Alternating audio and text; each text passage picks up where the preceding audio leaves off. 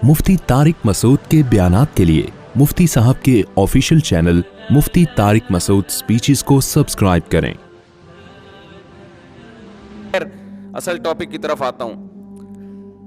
तो मैं यह कर रहा था कि नबी सल्लल्लाहु अलैहि वसल्लम ने फरमाया बुढ़ापे जवानी को गनीमत समझो। किससे पहले भाई?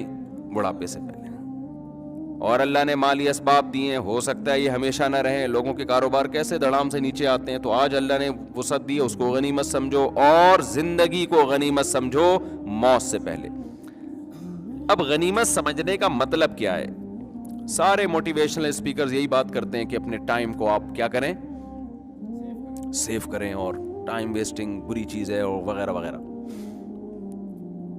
लेकिन एक बड़ा टेक्निकल फॉल्ट इनकी दावत में ये होता है कि ये टाइम वेस्टिंग की डेफिनेशन अल्लाह से नहीं पूछते कि अल्लाह की नज़र में वक्त ज़ाया करना किसे कहते हैं और इंसानों की नज़र में वक्त ज़ाया करना किसे कहते हैं।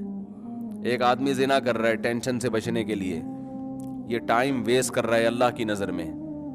मोटिवेशनल जो मज़हब को नहीं मानते उनकी नज़र में ये टाइम वेस्टिंग नहीं बल्कि रिलैक्स हो रहा है। तो आप जब किसी रियासत में हो, खुदा का कानून है ना, तो आप कुछ भी कर लो, आप कामयाब उसी सूरत में हो खुदा राजी है आपसे। कितना आसान कर दिया ना इस्लाम ने, है भाई। कामयाब कौन है भाई? जिसका अल्लाह राजी है, खत्म। नाकाम कौन है? जिसका अल्लाह राजी नहीं है।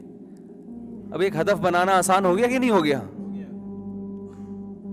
और जो काफिर है ना, ये कलाबाजियां खाते रहते हैं सारी जिंदगी, ये सोचते रहते हैं कि हम क्यों हैं। आपने देखा होगा अक्सर इनकी जो डिबेट होती है ना, उसमें ये बहस उठाई जाती है, हम हैं क्यों,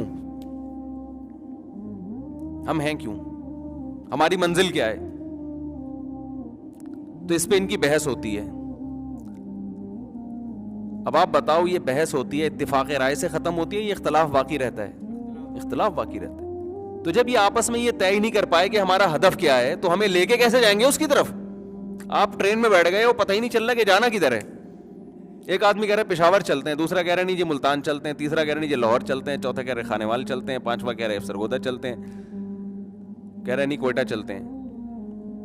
और अभी इख्तलाफ हल नहीं हुआ और चल पड़े, तो पता नहीं कहां जाओगे मेरे भाई, ना कोयटा जाओगे कुछ पता नहीं कहां जाओगे। मुसलमान का मसला अल्लाह ने 2 मिनट में हल कर दिया कि तुम्हें पैदा क्यों किया भाई? अल्लाह को राजी करने के लिए। जो काम अल्लाह कह रहे कर लो, जिससे रोक रहे रुक जाओ, बस। और 3 दर्जात बता दिए कि देखो 3 किस्म के लोग होते हैं मार्केट में, 3 किस्म की पब्लिक पाई जाती है। एक है अस्हाबुल यमीन, यानी कामयाबी के भी 3 दर्जात है ना।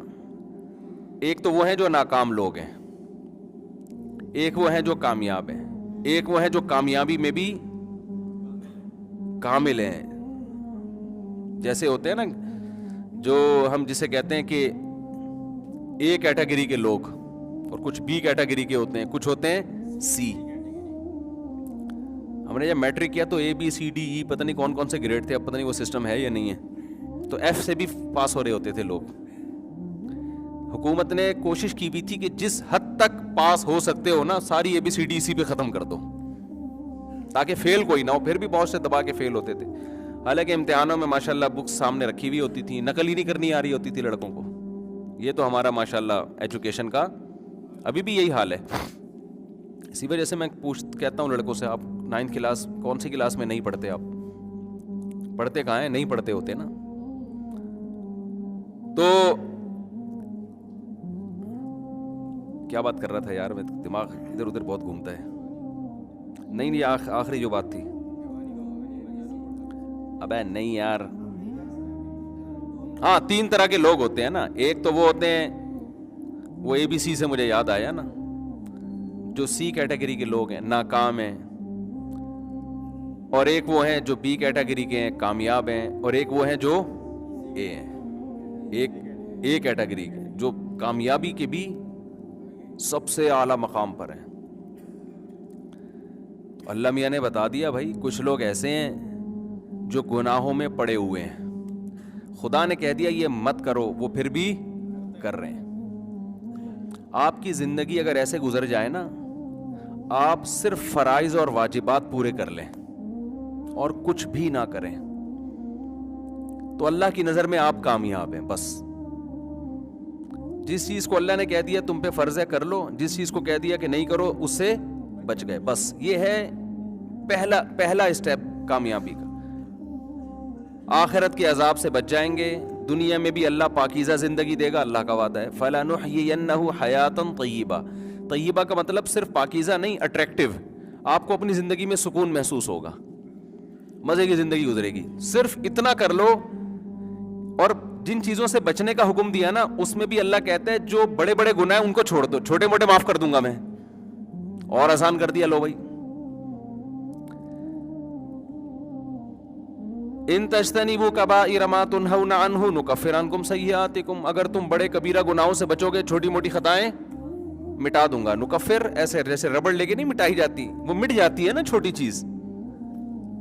گناہوں کے پہاڑ ہیں تو وہ نہیں مٹتے, وہ توبہ سے معاف ہوں گے.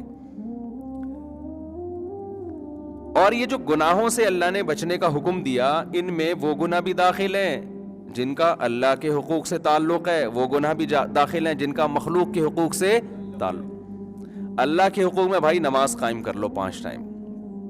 نماز چھوڑ دینا صغیرہ گناہ ہے یا کبیرہ ہے؟